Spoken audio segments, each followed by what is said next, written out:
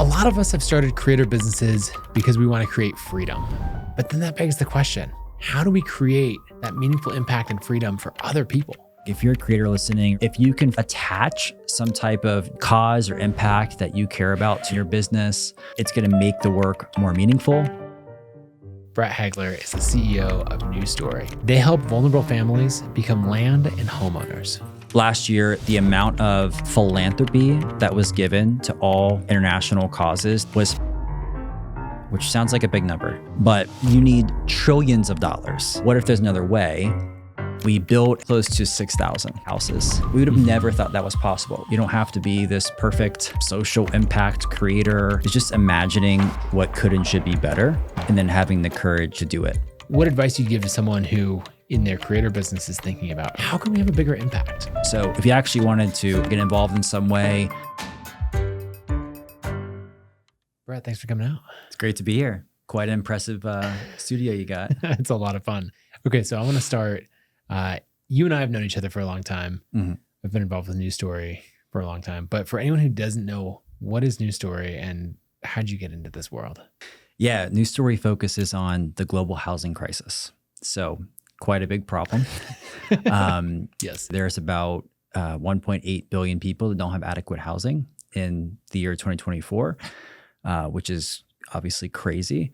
And we are trying to come up with innovative solutions to solve more of that problem. And we got started almost 10 years ago. It was after a trip that I took to Haiti. A couple years out of college, went on a trip, saw the problem, and was only 24, but wanted to do something about it. And we started small. So a little saying we have a New Story now for really any goal is to dream big, but to start small. And so we got started really small.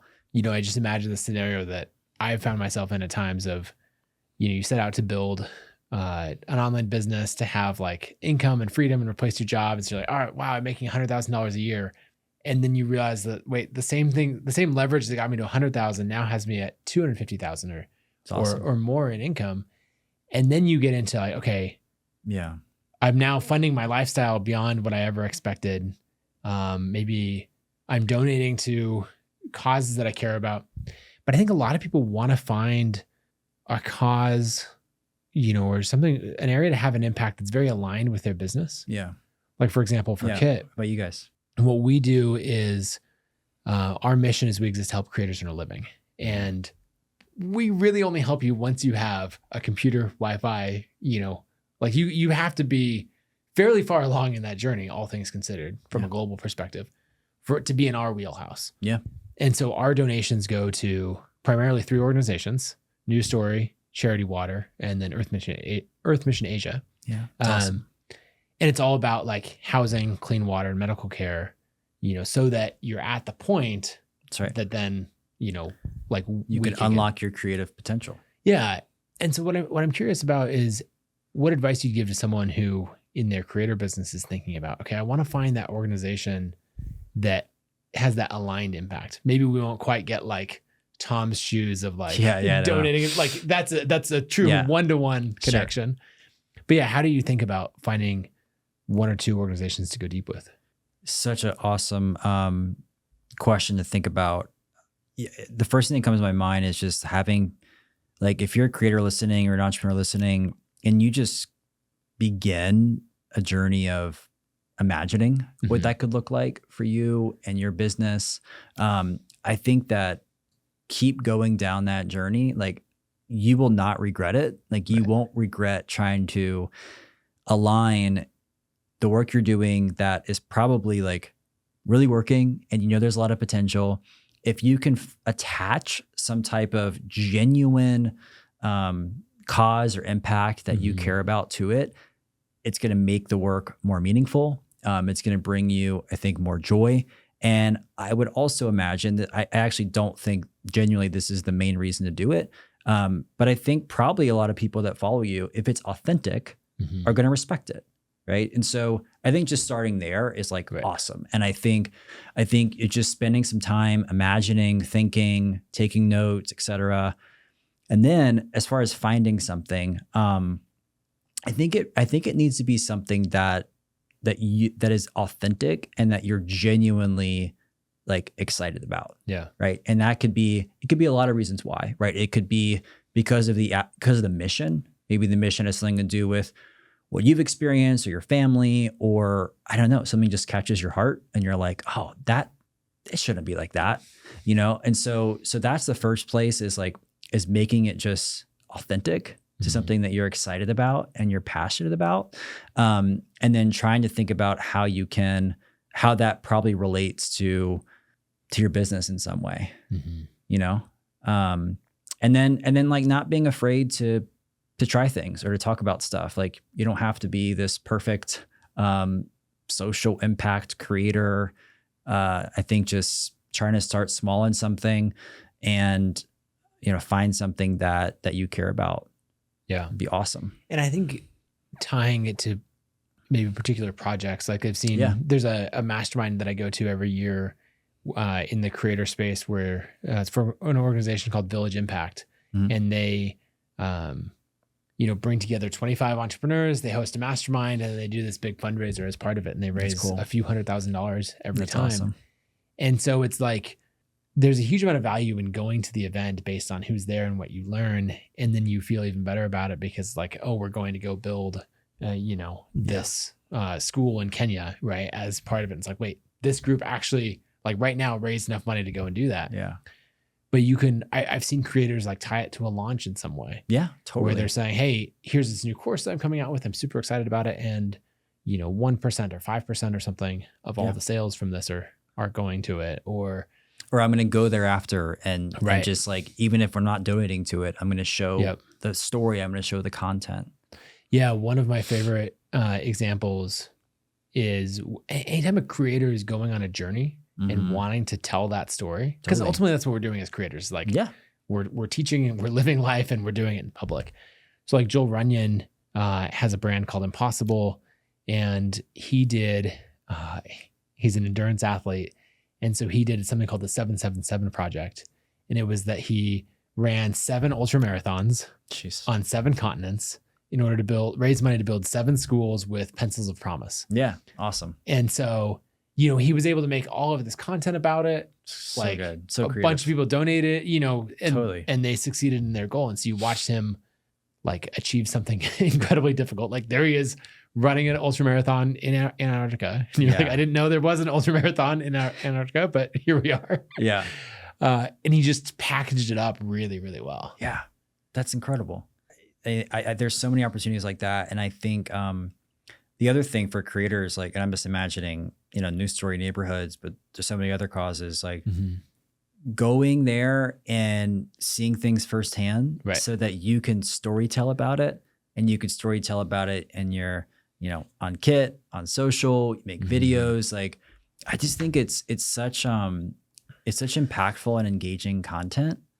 And if ideally you could figure out a way to tie it to what you're doing. So I'll give one example. Maybe we can end with this topic. Like, and I'll just use news story, shameless plug. But like, absolutely so like, for example, if you are teaching about, I don't know, financial literacy or, money or whatever, that's what you do as an entrepreneur, something around money or ownership. Right.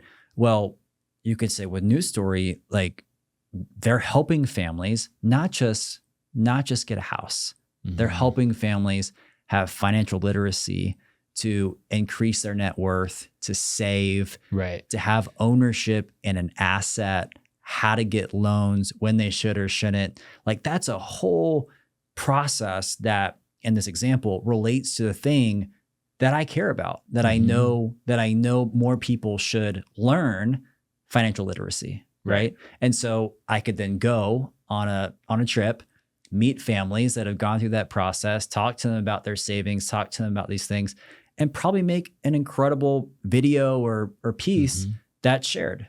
And you're going to love that as an entrepreneur and a creator.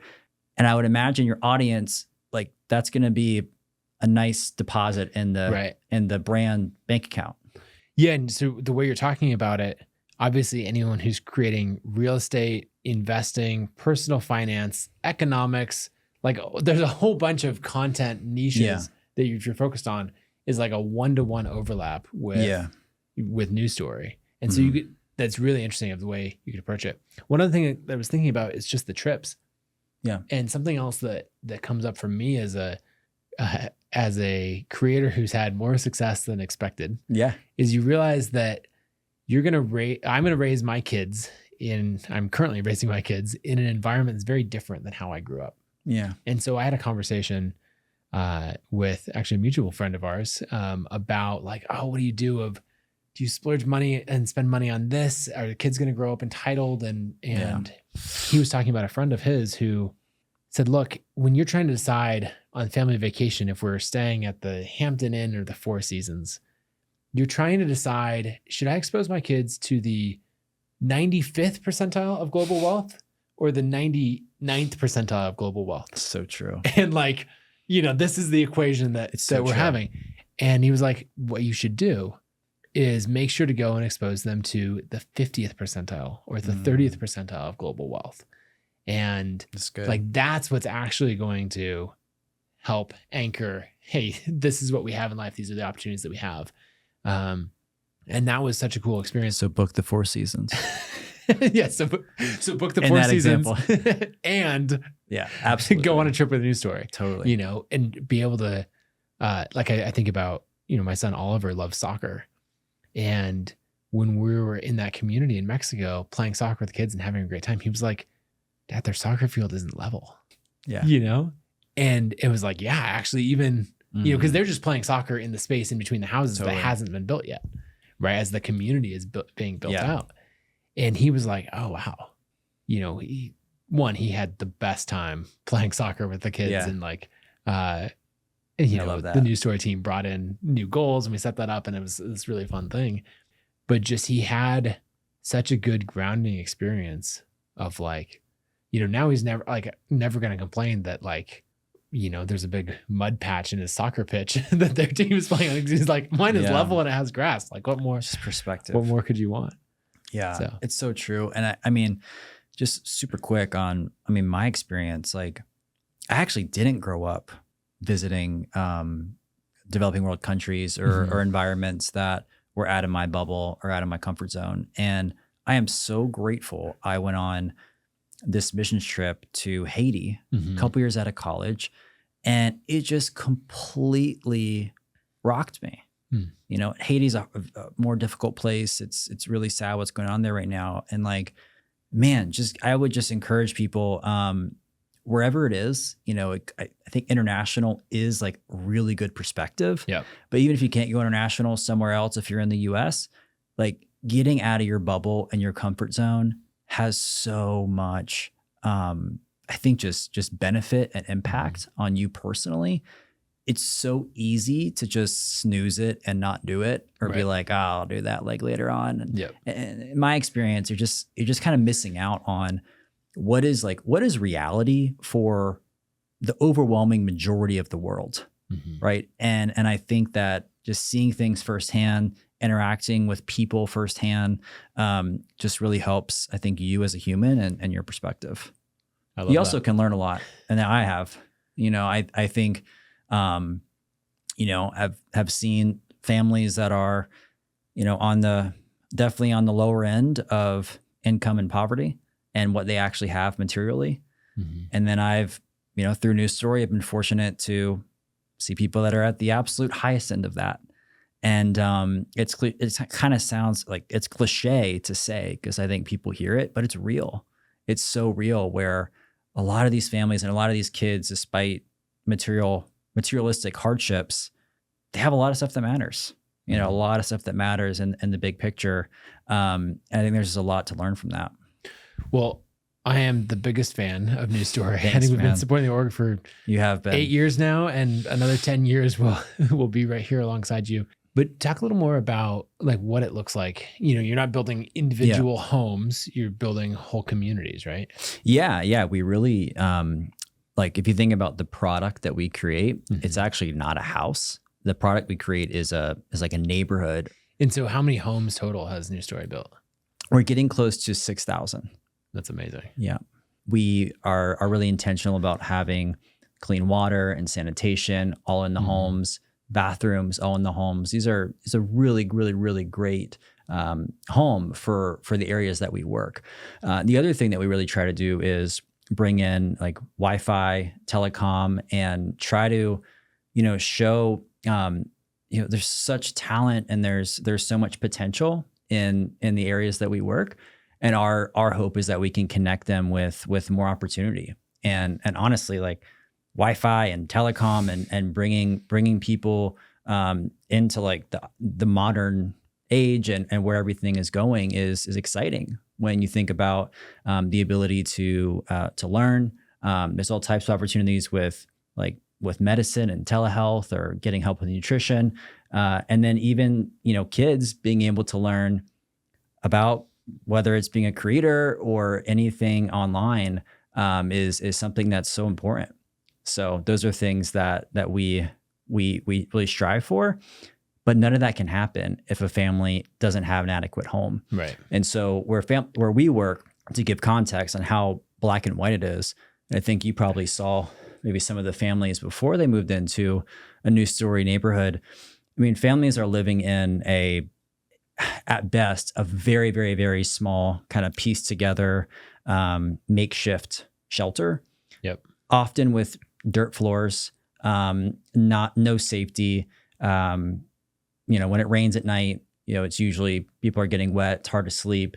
And it's usually very overcrowded as well. So anybody listening, if you have a family or a couple kids, imagine y'all all being in the same room or maybe one other room and there's nowhere else to go. Yeah.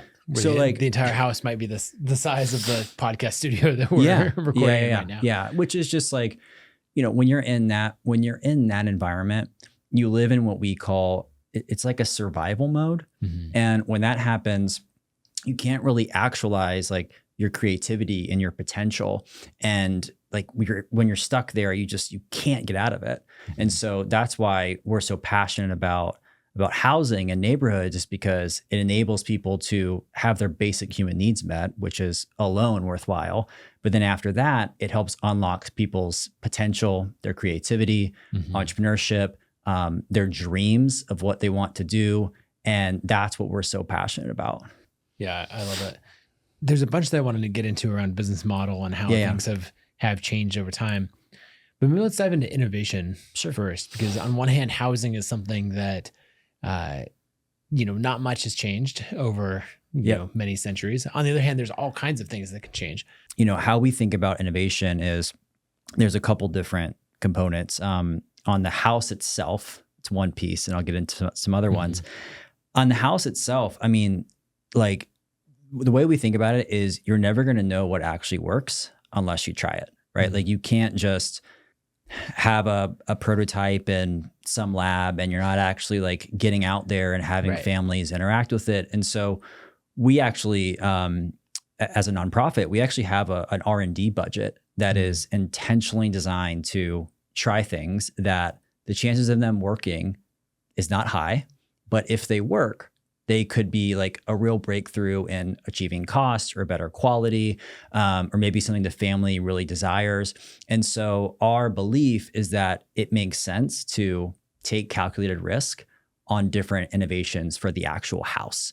And that could be everything from, as exciting as 3D printing houses, where we actually did the very first 3D printed community of homes in the world with our partner Icon down in Mexico. News Story also was their first partner in designing and funding the first machine that would 3D print a house in Austin, Texas. And so that's an example of like, we wanted to be an organization where we would take these types of risk for innovation. And we've done that with many different examples. So how does it play out because the things that look really exciting, right? Like 3D printing an entire community, and you guys obviously pulled it off. It's not just like a theoretical, we did it in 3D modeling, but you can actually do it. But how does that balance with what is most practical on the ground? Because like you're not 3D printing all of your communities. No. How does that come together? I mean, we're agnostic to like what works. Yeah. And so like what we're really trying to get at, and a definition I like to use for innovation is just imagining what could and should be better, and then having the courage to do it. And so, for us, we could think about, well, maybe it's a certain home design and the roof should be different, or we should use a different style of architecture, or it could be something else that's not as shiny, not as sexy. And what you're really trying to do, how we think about innovation, is like being close to the customer, in our case, the family that will move into a home, understanding their pain points and their problems, and then trying to really go a layer deeper as to why they're experiencing those problems. And then innovation is like your solution to that, right? And that can mean a lot of things. That can mean where you buy land, how you do home financing, how you try to get capital for home financing, et cetera. But it's really about first knowing what the problem is so deeply, working with the family, working with the customer to learn from them about what they really want and need. And then from there, after you've gathered that intel, then it's like, okay, how do you actually have the courage to try it, right? And knowing that it's probably like you're gonna have to learn by doing, and you have to try, or else you're never gonna have any type of breakthrough on what you want to do. But you guys, I believe, were in the very first cohort to go through Y Combinator as one a of the nonprofit. first ones. One of the first. Yeah, really early on.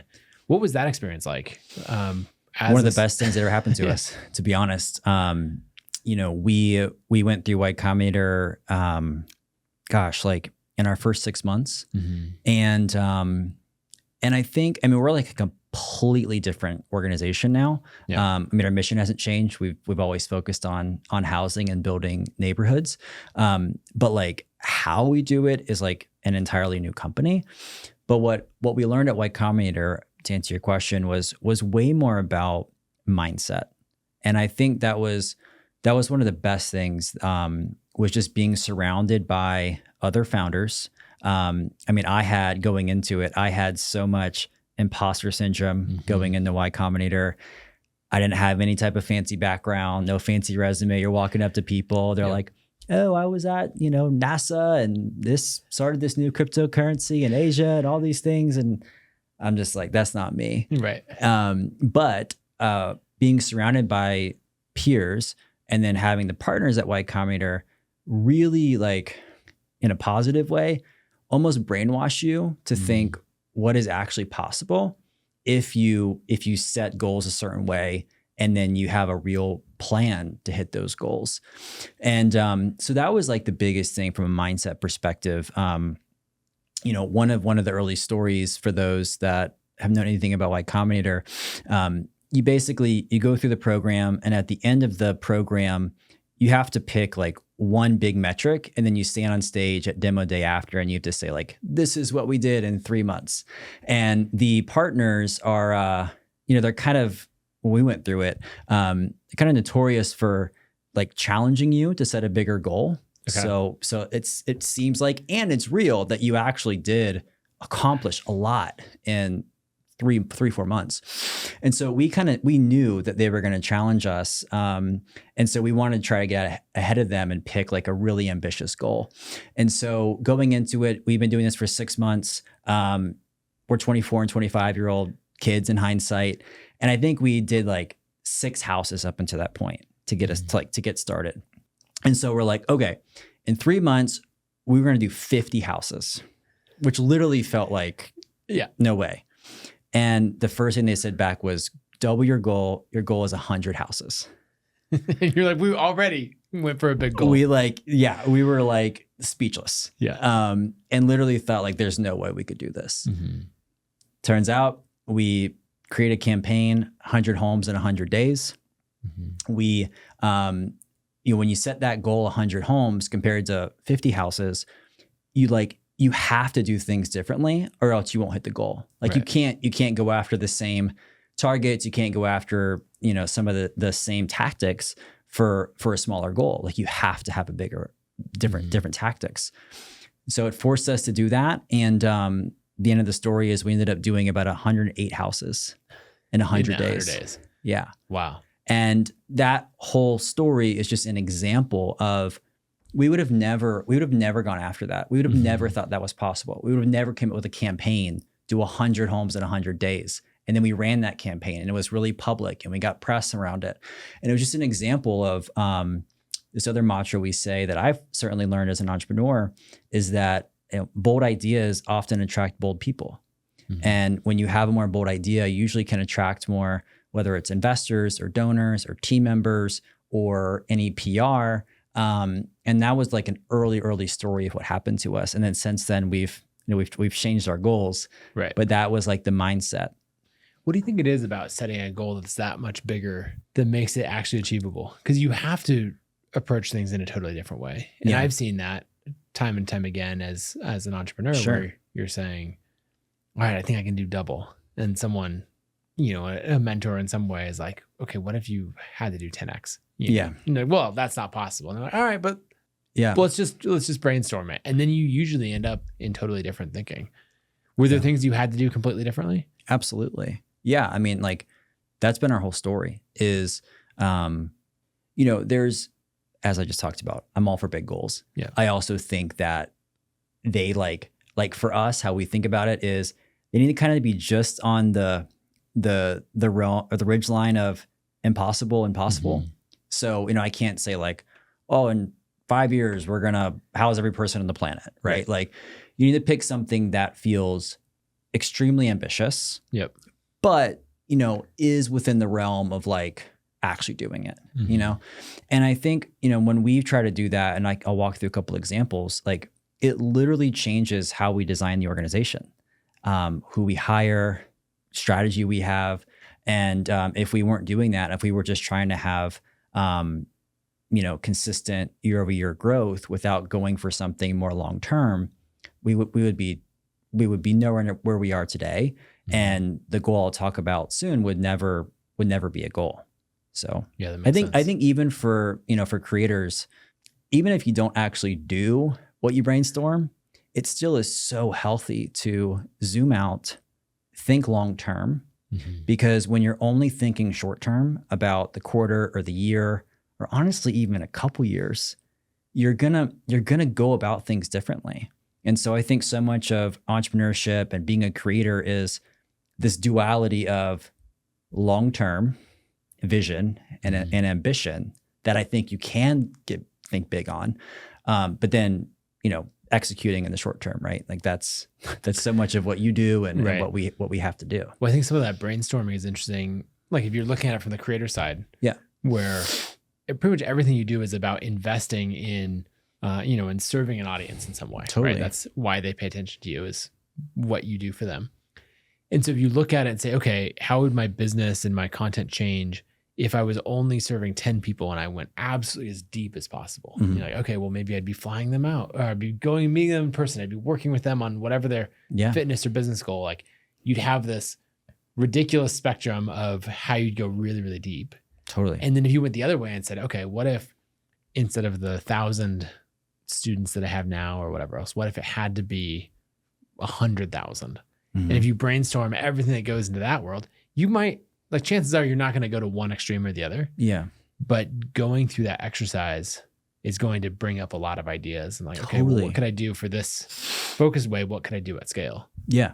And I think when you put a long-term perspective on it, it's like, it's imagining like, and I do this when we set our goals. It's like, I know today I'm not where, and I know our organization is not where I want it to be, but I'm projecting out what we're going to learn and the progress we're going to make in the coming years that will then allow us to do what we want to do in the future. Yeah. So like for a creator, it's like, okay, you may not be there right now, but you know that if you put in a certain amount of effort in learning and investing into, creating content or learning things and like truly becoming more of an expert, you're going to be way better in a couple years. And you should like imagine and forecast yourself being that person in a couple years. That makes sense. Yeah. Well, let's jump up on the board. I'm curious for you to map out just how the business model has evolved over time. Yeah. And we can go Let me explain it first. Then okay. Sounds good. So like, So New Story is a nonprofit. And, our first 7 years, this is gonna be our 10th year. The model we had was, even though it was innovative and exciting and different, at the end of the day, how we got homes built was a charitable based model. Meaning, if Nathan Barry, or you guys, Kit has actually done a lot of this. If you funded News Story, we would use that money, and that's the money that we would use to go build a house, right? So say a house costs $10,000. Well, we would raise $10,000 in philanthropy to get the land, hire a construction team, et cetera. So how it was funded, the business model was, it was funded by philanthropy. That makes sense. Yep. What we realized was, even though we were building many new homes, we were raising, got up to over $15 million a year doing that in philanthropy. We had really great year-over-year growth from raising philanthropy, using that money to build houses and build neighborhoods.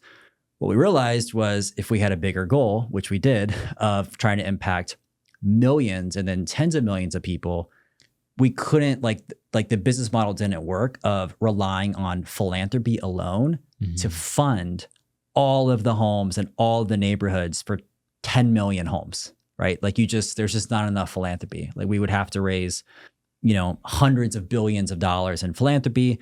And that's not even like putting a dent in the problem. The problem's so big. Because a lot of people in startups talk about like, oh, the total addressable market, if I just capture 1% of it, and you're looking at it, there's the customer side, where you're looking at it and saying, hey, the total addressable market is, if you're philanthropy based, is all money that goes into philanthropy. Right. And you're realizing, even if we got, close to 100% of it, it's still not tackling anything. So let me give you a stat. So last year, the amount of philanthropy that was given to all international causes, the total of like every single thing, was $500 billion. Okay. Which sounds like a big number. Yep. But yeah, you need trillions of dollars for the global housing crisis, because it's just so big and it's so expensive. So even if we captured, 5% or 10%, right, which is impossible, of the global philanthropy market, you're making a tiny dent. And so we realized, like, whoa, what if there's another way? And the thing we had to solve for is the funding, is the capital. Like, where does the money come from to help a family in El Salvador or in Mexico or in Rwanda have access to a basic life-changing home, right? Like it's a money problem. Where does the money come from? And so what we wanted to do is we wanted to say, hey, what if the money to fund a family in El Salvador, a family of 4, what if they weren't dependent on how much philanthropy News Story can raise? Because we can't raise enough. Yep. What if that family had an opportunity, just like a lot of us listening, to actually become a customer in a housing market and have a path that they could just buy a house, and that you can have a market-based solution where the family can build credit, own an asset, and then qualify for some type of home loan or a mortgage? Because that actually has trillions and trillions of dollars available in capital to help home lending or any type of capital markets. And so that was kind of like the big idea, but we didn't know what we were doing. So we basically decided to go for this evolution as an organization. I would say it was much bigger than a pivot. It was taking our mission, which is to now empower families to become land and homeowners in thriving communities. We didn't want to change our mission, but we wanted to completely change how we went about our mission. So like the total business model had to completely change to where we weren't going to rely on philanthropists to fund houses. We were going to go help families get access to home loans and mortgages in a way where they can buy it. They're a customer, right? They're a participant. So that was the big idea. And when we decided to do it, it was very difficult. It was messy. It was, we had to learn a lot. There weren't many other people doing anything like this. So we were trying to like pioneer how it would work. How do you help a family that doesn't really have a credit score? They're not living on land that they own. So how does property title work? Like, it's just so much. How do you actually unlock local home financing? Like, very difficult. And so what I'll show you is kind of what happened and how we made that decision. So like if I was to walk you through, so this would be, I'm going to draw like a stock chart. Okay. So this is what helped me in my head when we were going through a harder transition. So this was like, let's just say this was the start of News Story, 2015. Our first like 7 years were like this, like literally, like it was awesome. Yeah. Like literally. Just the way you want the chart to look. Like literally looked like that. And so you ask the question like, well, why not just keep going? If it's because what we realized was, even though our numbers are growing year over year, and I mean, just on paper, we were one of the faster growing nonprofits in the country for our size. We realized that this and how much we were raising in philanthropy was never going to come anywhere close to the dent we wanted to make in the problem. So we're like, okay, we're going to completely change our business model, even though things are working, at least on paper, right? And so what started to happen was when we decided to do this in like year 7, this is what our revenue and our impact started to look like. About like this. Yep. Literally about like this. This was it literally looked like that for about 2 years. During this time, as an entrepreneur and as a leader, this was a bad feeling. Yeah, that would be a really bad very feeling. Challenging. Our revenue went down almost 50% in those 2 years because we completely changed what we were doing. It was kind of confusing to donors. We didn't really have it figured out yet. It was harder to market, harder to talk about.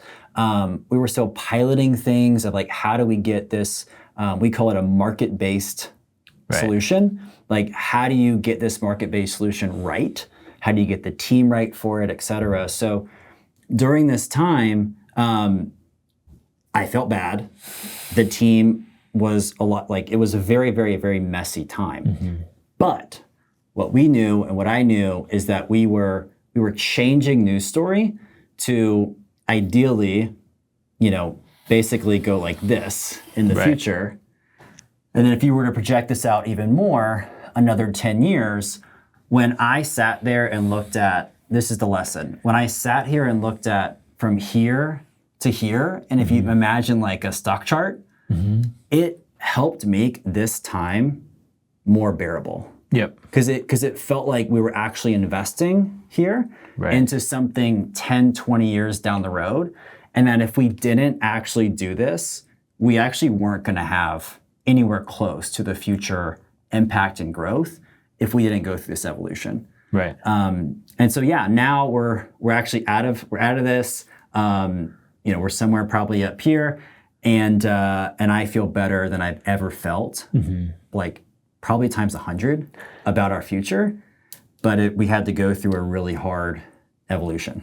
Yeah, that makes sense. So as you're, somewhere in here, right, is where you start to question, is this the right move? Totally.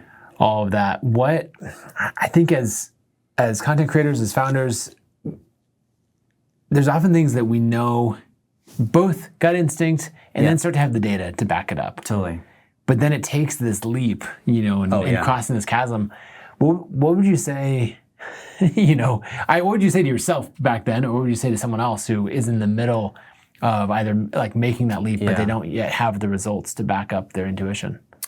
I think, we had, I kind of mentioned before, like we had data just on like our ambition, and that we knew we had to have a different funding source than philanthropy. Yep. And we also didn't want to depend on the government, especially in international markets.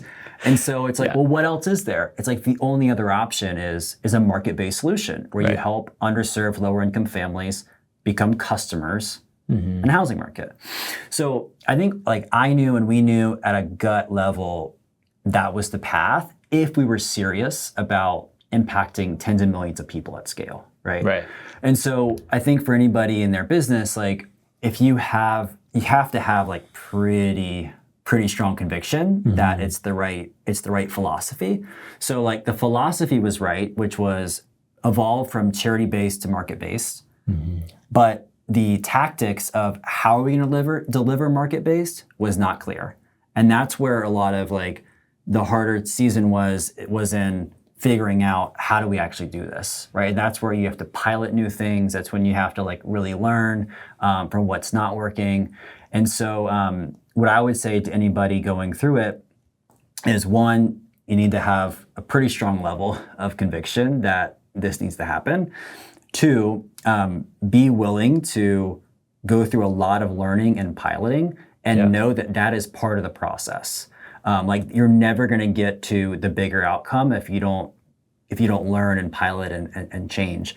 And then the most important part would be having a long-term vision. Like that to me, a long-term vision is the superpower for, I think, a creator, for an entrepreneur. Like if you're really serious about building something that matters and lasts, you can't just think in the quarter or the year.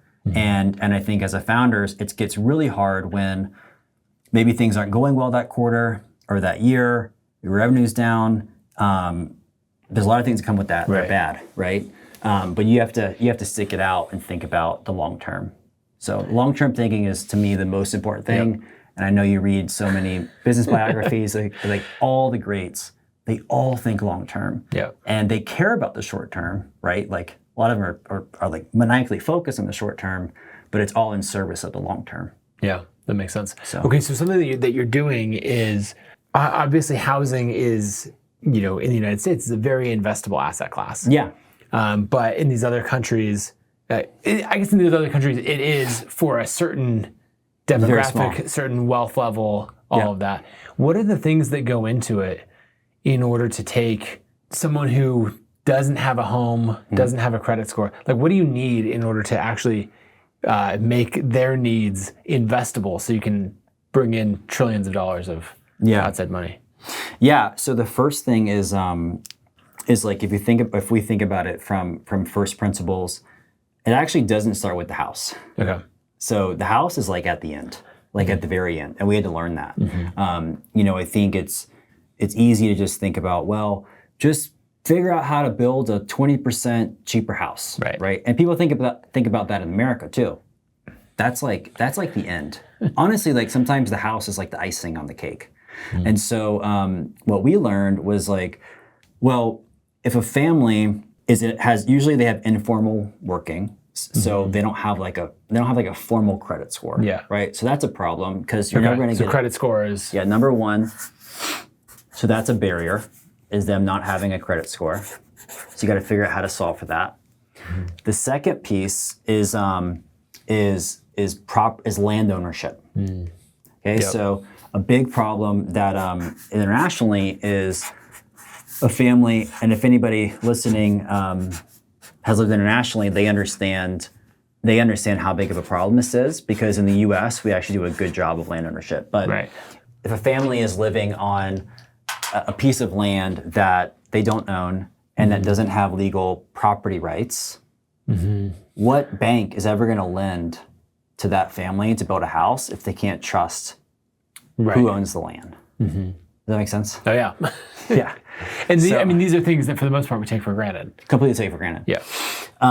If you don't have those two things, like you can't unlock capital, right? Like actual investable capital. Okay. So what's left is, if you don't have these things, it's kind of just like straight charity or like government aid programs, which in our opinion just doesn't scale and doesn't work effectively with bigger numbers. So these were the first two, and then I say the third one was having a lower cost home design. So we realized that these were three, there's other barriers, but these are three of the biggest barriers to help as to why a lower income family is currently living in inadequate housing. So how can we design solutions to help them have a credit score, land ownership, and have lower cost design? And so that's what we've done. Yeah. So what is that? Yeah. What does that look like, right? We know these are the goals. Yeah. How do you go about systematically? Well, because we can break down. Here's how we can do it for 5 families, right? But you're like, how do we do it for 50,000 families and beyond? So let's break it down for. So let's say this is a new piece. This is a new piece of land. Let's say this is like 20 acres. Okay. And New Story wants to have 500 families living in this new town. And this piece of land is near a road. So there's a road here. There's probably there's like some work over here, jobs. This piece of land currently is probably owned by either an agriculture company or a private family. And so what we do is we have investment capital and we go in and News Story buys this big piece of land.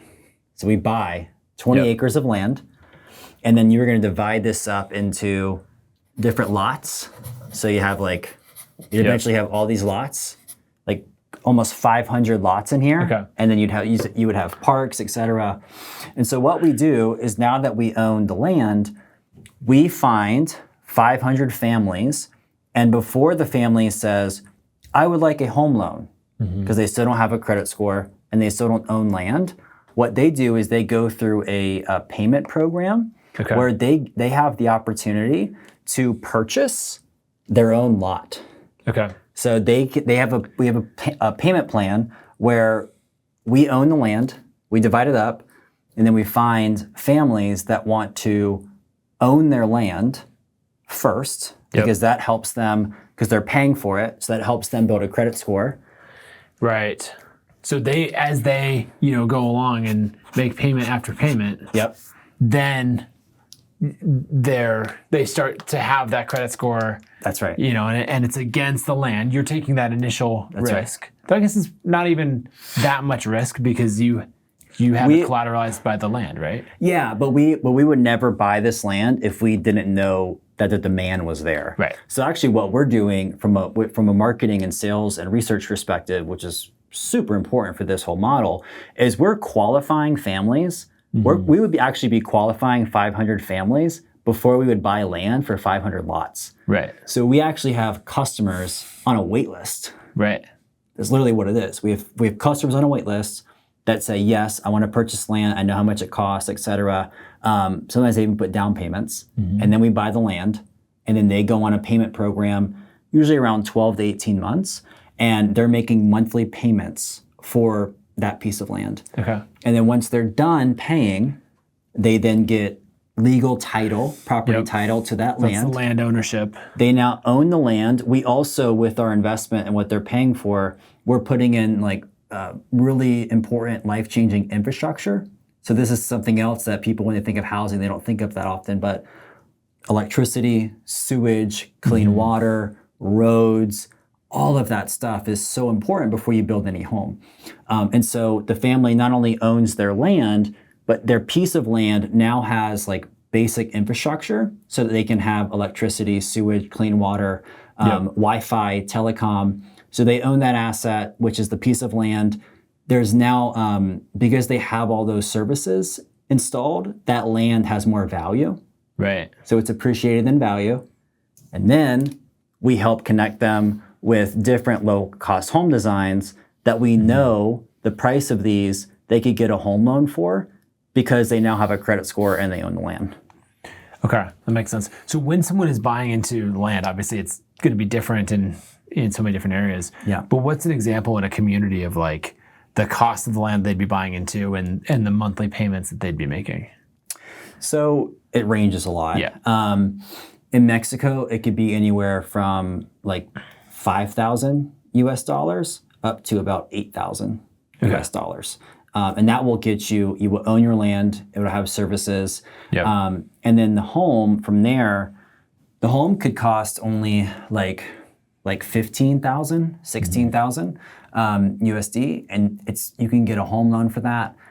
Or if you own your land, then you own it. And so what a lot of families will do is they'll try to, and this is just very cultural internationally, they'll try to self-build their house. Okay. And we actually, we provide like architecture assistance on that.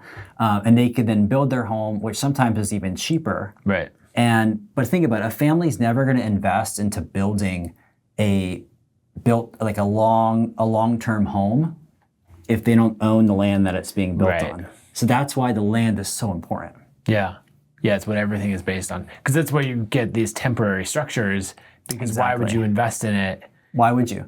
If you don't know if 6 months from now you're going to be able to live here. Why would you put all of your life savings or try to, you wouldn't. Yeah. So this is this is stuff that we've learned over 7, 8, 9 years that we didn't even think about in the beginning, right? We were just build homes in a community and have it funded by Philanthropy. And we did a lot of things right in that model. Yeah. But this is more of like, man, what are the problems behind the problem?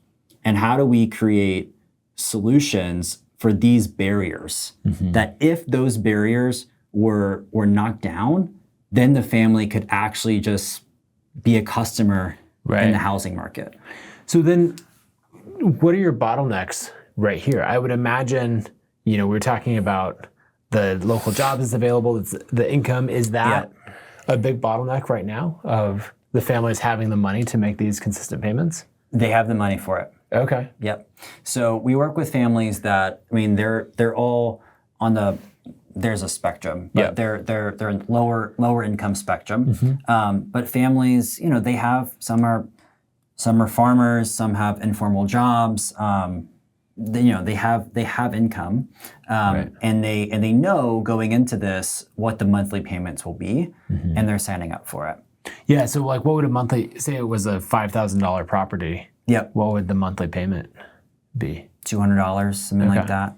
And then if they need more time, we can give them more time. Yeah. Yeah. Yeah, that makes sense. Yeah. This is super helpful. Let's sit back down and chat through it some more. One thing that stands out to me a lot in this is how you're taking something non-standard. Like every person's situation is different. Yeah. Family size, income level, the industry they work in, how recognized their job is, like their income source is, and all of that. And you're really standardizing it. That's right. Because then you're taking, developers look at that and they go, okay, I understand 20 acres, 500 homes, do you have services? Yes. Okay, cool. I understand all of that. So talk more about the other thing real quick on that, which kind of relates to some of the US housing stuff, is the other thing that we've learned, and we've had to build a team for this. We partner with a developer. Like a developer will come in and they'll actually, they'll do a lot of the infrastructure, they'll put in the sewage and then build houses. But a really, really, really big risk, and the reason why a lot of developers don't do this in the areas that we work, is because there's so much that goes into getting the land, and then all of the permitting and the zoning, the red tape, right? Yep. And you hear a lot of that in the US now. Yeah, your entitlements and all exactly. that. So a developer is not incentivized to go, where we work and start working on this project unless they know that the municipality is going to be behind it, and that they have the permitting, the zoning's right, and that the municipality is going to be for it. So what we do to de-risk that is we have a team that just works with the local government and the municipality, and we get them to sign off before we bring in the developer. And then we also have the families already signed up as well. So we really de-risk that whole, it's called the pre-development process, or the pursuit phase in real estate development. We've learned how valuable that is to de-risk. Right. So then for each entity, it's de-risked all across the board, because we say that there's still there's significant amounts of risk, but the risk that you're taking on is in standardizing all of this, because you're going to the local government Yep. and say, hey, we're going to build Before. high quality communities. Yep. We're going to do it in this way. Here's our track record. It's going to improve your economy. Here's our Mhm. case studies. We want to help lower income to middle income markets. That's right. Yeah. And then going to the individual customers. Yep. The And families. same thing. You're able to say, here's the track record. Here's how you can buy in. We've made it Mhm. so much more approachable, probably to the level that if someone, was just pursuing this from a financial return perspective, their money might find somewhere else. Yes. They're going to invest somewhere else first. And then the developers, they're also looking at, why don't I go build, the custom home for someone else That's right.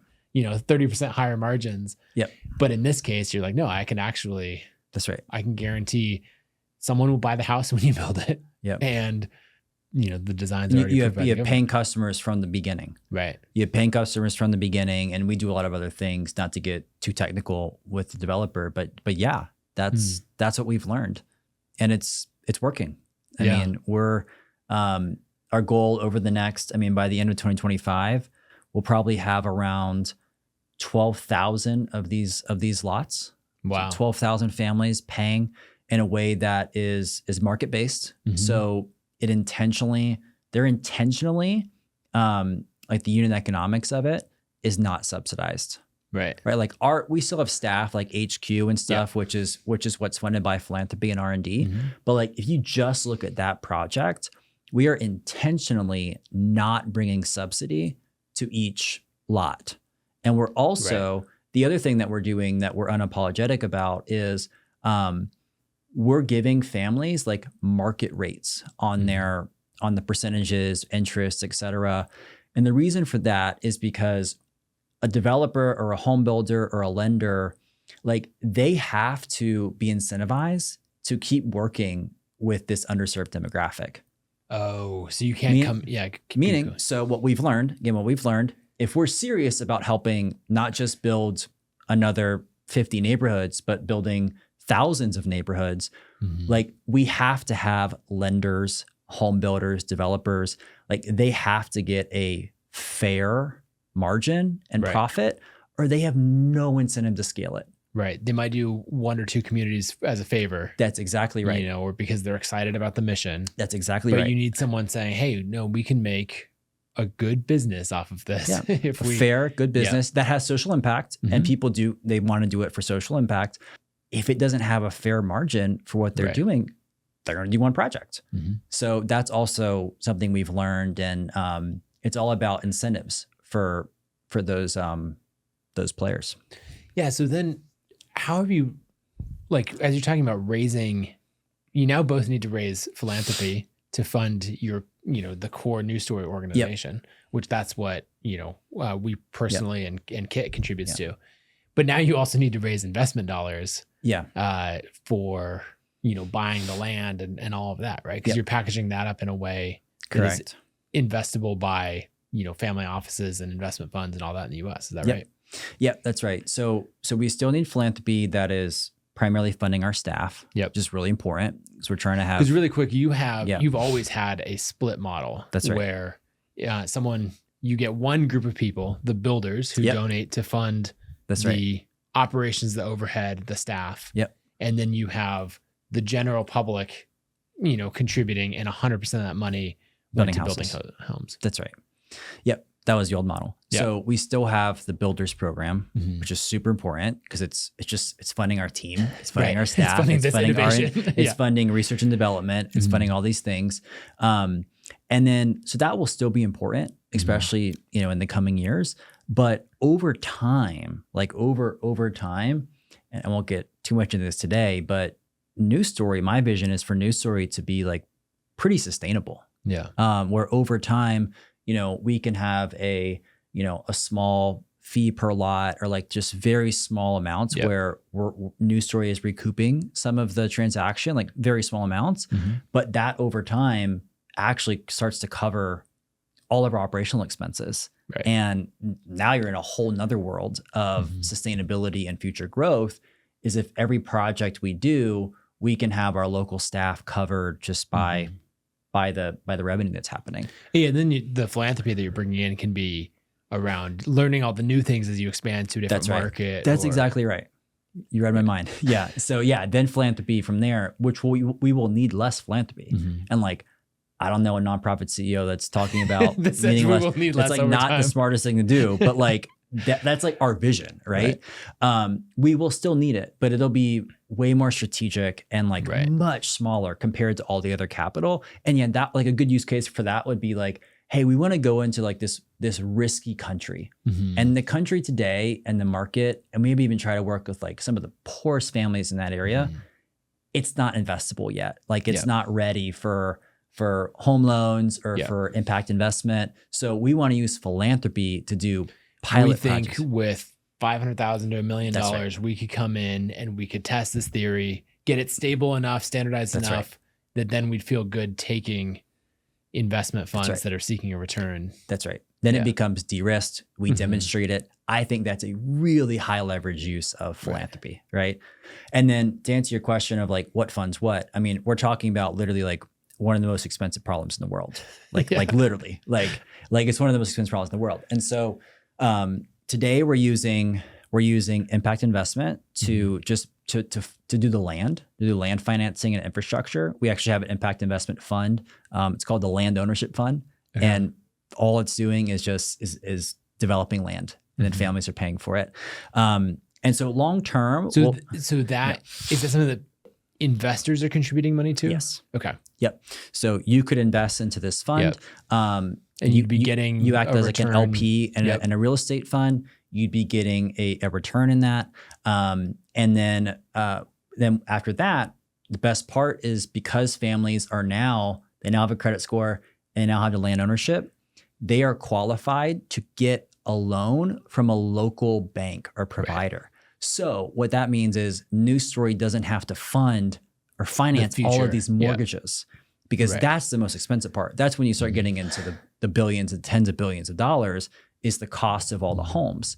And so what we've learned is like, we can help that family become qualified and that they could go and we connect them to a local bank or a credit union and they could actually get a mortgage and we don't have to fund that mortgage. It's just already in the market, which makes it even more scalable. And your payback period on the land ownership, because it's 2 less years. Cost, is sooner. So we just recycle it. Right. It's all cash flow. It's monthly cash flow that we recycle, we go and buy more land, and we just keep going. As you've brought this model and, brought it to your donors and the broader investment community and all of that, like what's the reaction been? I imagine some people are all about it and other people are very confused or maybe even some people are negative on it because they're like, no, I was donating for impact and now this feels like a business. Yeah. It's not as simple to understand at first. Right. And we're trying to get better at that. But it is That's why we're doing hour-long podcast episodes. Yeah, exactly. Yeah. To explain that. But the reality is, and I love simplicity, that's a value of News Story. Like this is it's a more detailed, complex model, right? Where it really looks more like bringing like a real business practices and like real business models to underserved markets that nobody else is trying to go to. So there's more to that than just saying what we used to do. Come to News Story, 100% of your donation directly funds this family that we show you. We use that $10,000 that you donated and we build a house for this family. That sells, right? Like, and that's awesome. And it's great. And we did a lot of that. And now we're saying like, you don't actually fund this family. You fund all these other things that happen. So to answer your question, I think, the majority of people have said, this is super exciting. Like if you guys can pull this off, this is incredible. Right. And so I think like, and then when you start to lay out the numbers to people and you say like, well, do you know how much it would actually cost to house 1 billion people or even 10 million people? People are like, oh, I didn't think about that. Like, where does all that money come from? And so I think like once somebody understands how we call it market-based solutions can impact underserved families and people in need, that to me is like they can't stop thinking about it. And I think, I try to, especially in the last year, and I'll be doing a lot more of this in the future, just trying to talk to more social entrepreneurs about the power of market-based solutions, Right. and business, and how you can bring innovation and pioneering new models, new lending models, all different types of things for underserved families that they have to, in my opinion, I don't want those families to only be dependent on charitable aid raised in the US or government programs that are most likely not going to be effective. Well, I'm thinking about some of these innovations that you see in, the nonprofit world. Yep. Where I'll share the ones that I encountered. Probably someone else pioneered them, but these are the organizations that I heard about them from first.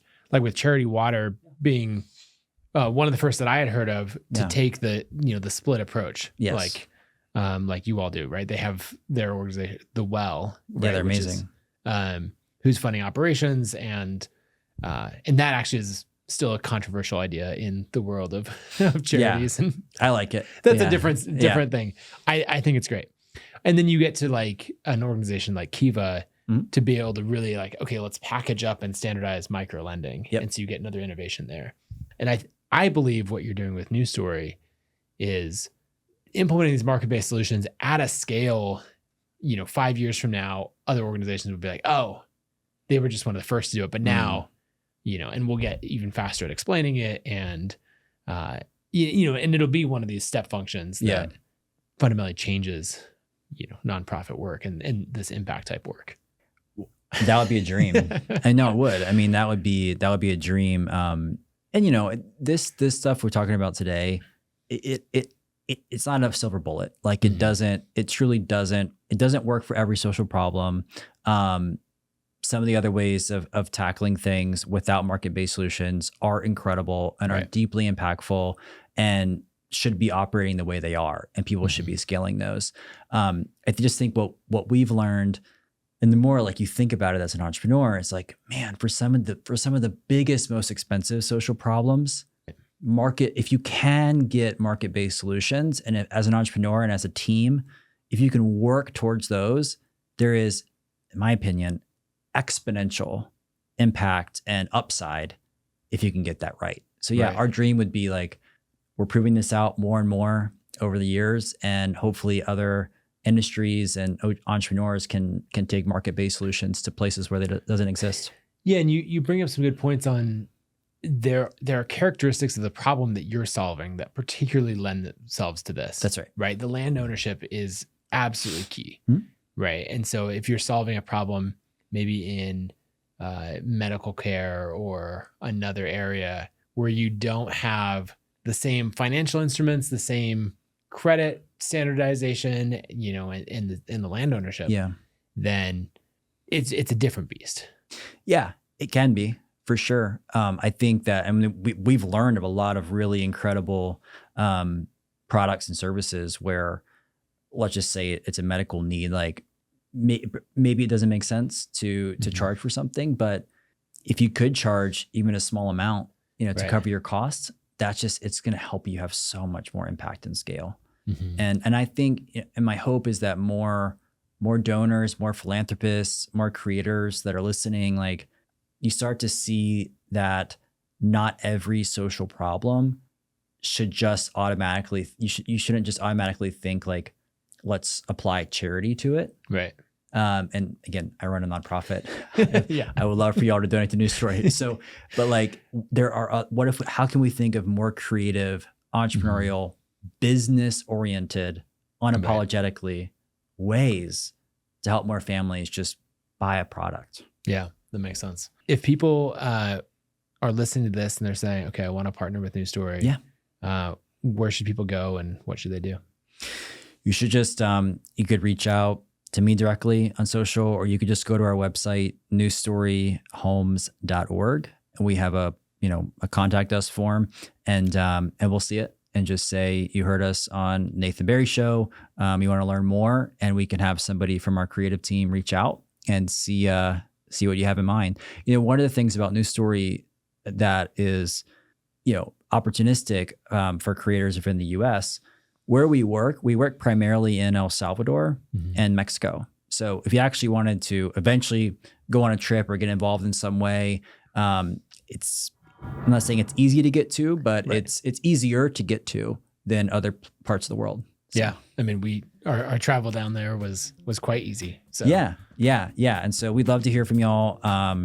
We're up for creative ideas. Yeah, I love it. So thanks so much for coming on. Yeah, loved it. If you enjoyed this episode, go to the YouTube channel, just search $1 Billion Creator and go ahead and subscribe. Make sure to like the video and drop a comment. I'd love to hear what some of your favorite parts of the video were and also who else we should have on the show.